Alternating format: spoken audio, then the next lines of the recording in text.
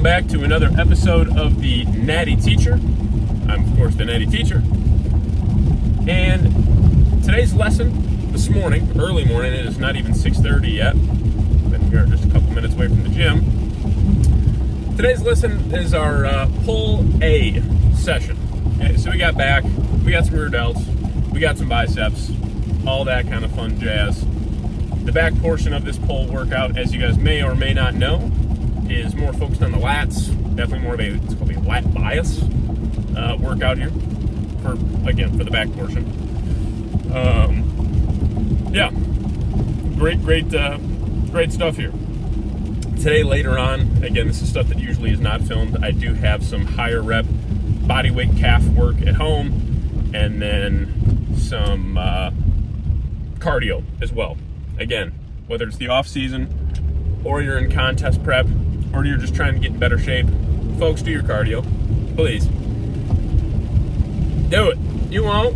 Do it. You won't. But do it for real, as much as you can recover from. Anyways, top set of my first exercise, which is going to be a good old school lat pull down. It's coming at you right about now. All right, as promised, per usual, we're starting with a lat pull down. Now, if you hear any cooing or meowing, I got both my cat and my 16-month-old daughter out here on the couch. She was supposed to nap, has already eaten like 4 times today, same amount that I've eaten today so far. She is just not napping, so we'll see here. So if you hear a little noise, that's why. With a lat pull down, here's the cues you're looking for. We have obviously just outside a shoulder width grip. We're really focusing on that stretch, allowing the back to fully stretch all the way up, and then we're pulling the bar all the way down to the chest. As you'll see here too, one cue that I've picked up that I've added to this exercise that I really like is keeping my head and neck tucked a little bit more. So I'm not just like flaring my neck up every repetition. I noticed I was doing that as I look back at my training footage. That's why it's so great to record your footage from time to time, is you can really see what you're doing and if you're doing exercises correctly or not. So we did 3 working sets here. This is the top set. We did 1 set at this weight, a second set at this weight, and then dropped the weight 20% and just rep that bad boy out. Felt great. Then bent over Smith row with the heels elevated. I know it's hard to see in the video itself, but yeah. But the feet are elevated here ever so slightly. This was a 10-pound jump from last week. I believe we either rep matched or maybe even did more reps, but I'm actually very much so, as you can see, very bent over. I am rowing this weight right to about the belly button is a good place, or waist, you can picture either one. Again, really trying to keep those elbows slightly tucked in and driving them through the back, not flaring them out too much, but at the same time have them in more of a neutral, comfortable position. We're not trying to tuck them too hard to where I can't get a good range of motion, but we are trying to keep them in more of a neutral spot, okay? So again, 3 total working sets, no back off sets on this one as far as weight goes, so no weight drops. This was 3 working sets at this weight. We absolutely will be adding more weight next week as the strength continues to climb. Then, this one we actually dropped a little bit of weight from last week because I noticed my range of motion wasn't quite as deep. Now it looks like I'm barely using any weight here. This is a lat pull down, okay? I will tell you this, the leverage on a lat pull down, where it is literally just one cord where you're pulling a weight straight down, compared to the leverage on, let's say, a cable tower, where if you look at the pulleys, there's like 4 different pulleys that are looped together. I can lift about 120 pounds more for the same amount of reps, or pretty close, maybe a few less, on a cable tower compared to this. Remember, it's not about the weight, guys. It's about how you're doing it, okay?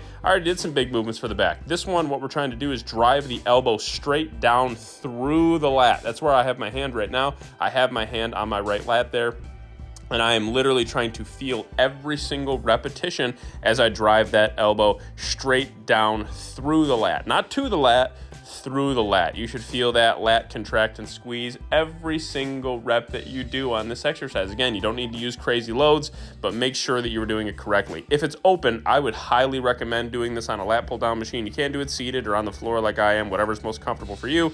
But I would highly recommend it. Take the ego out. You don't have to lift, 190 pounds with one hand here on a cable tower. Then some rear delt flies. I actually did that. I should have recorded my last set because I tweaked it a little bit. I changed the seat angle and just how I was kind of like moving, just kind of how I was utilizing the exercise a little bit, moving the weight.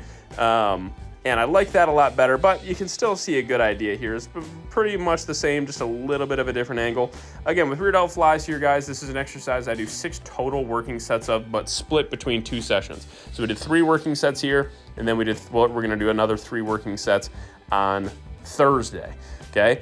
This is one that I would highly recommend keeping in those higher rep ranges. You absolutely can do sets of 6 or 8 or 10 or what have you.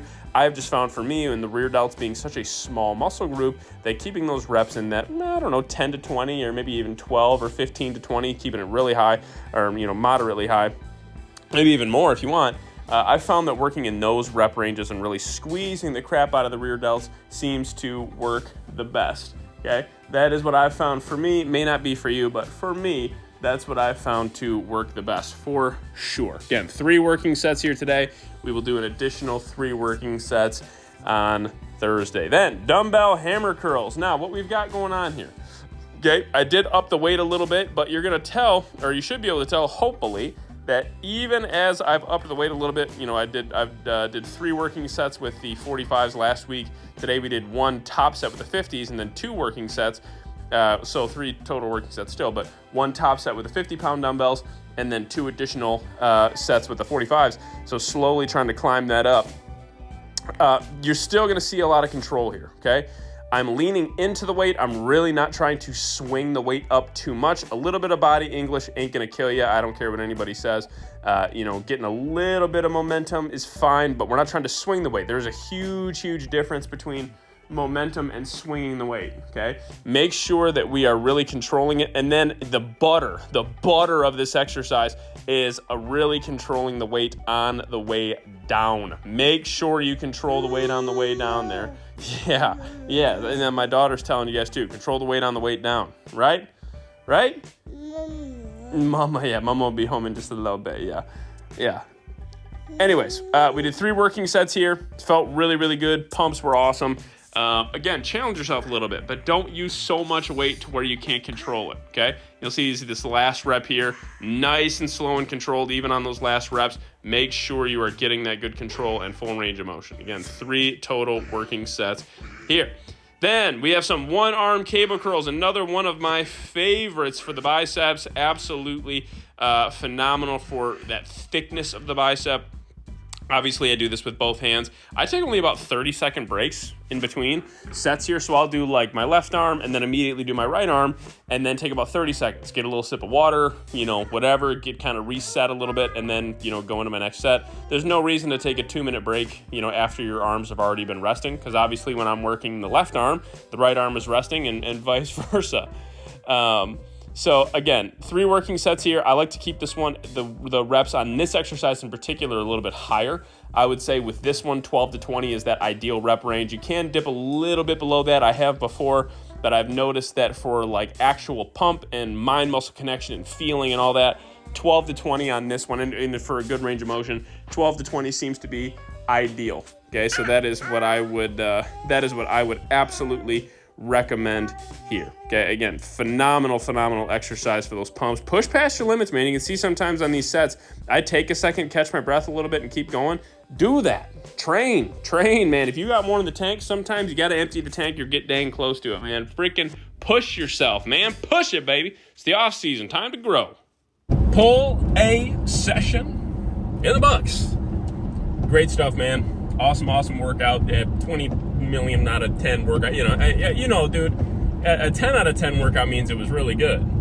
But lately, man, I have just been clicking with those 12 and 15 and 20 out of 10 workouts, man. Just everything is working exactly how I want it to. I'm still staying nice and lean, or at least relatively lean, I should say.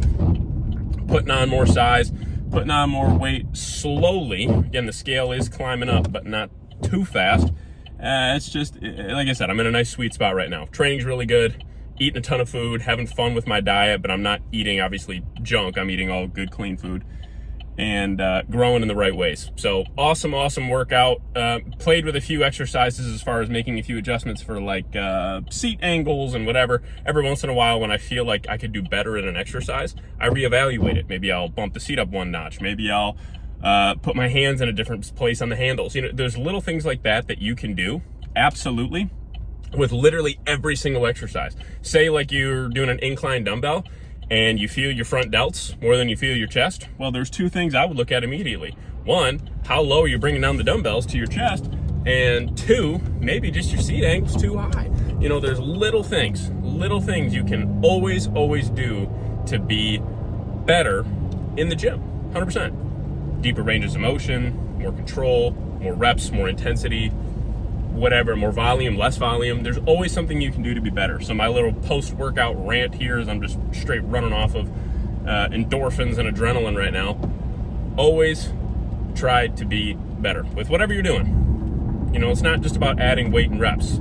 It's about connecting with the exercises you're performing more and more. If you can do that on a daily basis in the gym and also add weight and reps, man, you are gonna make some progress, make some gains. So, still have a half-hour cardio later today. Have some high rep calf work, just some high rep body weight calf work. I train calves every day. Again, if you're new to the channel, that is something I do. 6 days a week, Sunday through Friday. Every day I'm training in the gym, I train calves as well. So some days it's body weight. A lot of the days though, it's weighted, you know, really deep stretching stuff, or like, you know, weighted cluster sets where it's super high reps. You know, most of the time it's weighted, but just to make sure that I'm getting some level of recovery throughout the week, but still training calves, I will throw in some body weight stuff as well. So just as a heads up. Anyways, so gotta come to an abrupt stop here. Sorry about that.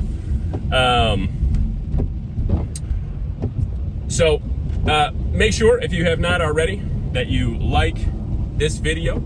Unless you don't like it, then in that case, don't like it. Share if you want, and subscribe to the channel. Again, I see that so many of my viewers are not subscribed, and I totally get it. I know that a lot of videos I watch, I'm not subscribed to their channels too, but then y'all don't get to see me. And if y'all don't want to see me, well then, you probably don't want to subscribe. But if you want to see my stuff again and have it pop right up towards the top of your feed every day, because I post every day, make sure you subscribe to the channel. Anyways, join me tomorrow for my quad leg workout, my leg A workout, which is primarily just larger compound movements, more quad-based movements for sure. Blast the crap out of the quads tomorrow, and some calves, of course, some abs as well. So join me tomorrow for that. But for today, I am the Natty Teacher, and this episode of Summer School on this rainy Monday is out. I will catch y'all on the flippity flop.